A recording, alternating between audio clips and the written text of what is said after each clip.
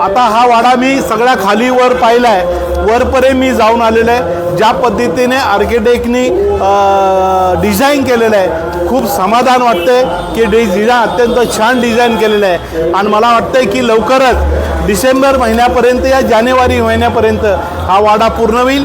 महात्मा ज्योतिराव फुल्यांचं द्विशताब्दी वर्ष असल्यामुळं हा वाडा तातडीने पूर्ण व्हावा, याचं स्मारक व्हावं, यासाठी हे काम पाहण्यासाठी आणि मी भवनच्या अधिकाऱ्यांना सूचना केलेल्या आहेत की कुठल्याही परिस्थितीमध्ये जानेवारीच्या आतमध्ये हा वाडा पूर्ण व्हावा।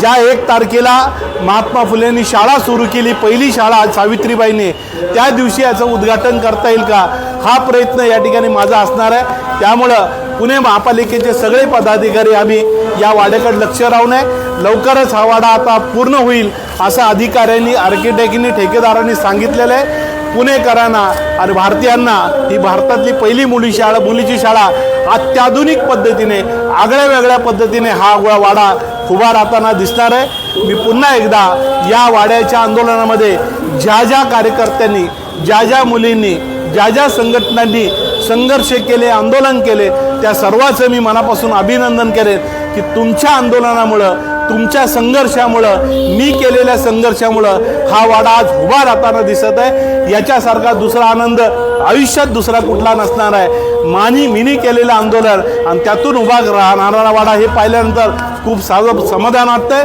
पुन्हा एकदा लवकरात लवकर नवीन वाड्याच्या या ऐतिहासिक स्मारकामध्ये आपण लवकरच भेटू, लवकरच हे स्मारक पुरं होईल अशा अपेक्षा बाळगतो, थांबतो। जय भीम, जय शिवराय, जय ज्योती, जय क्रांती।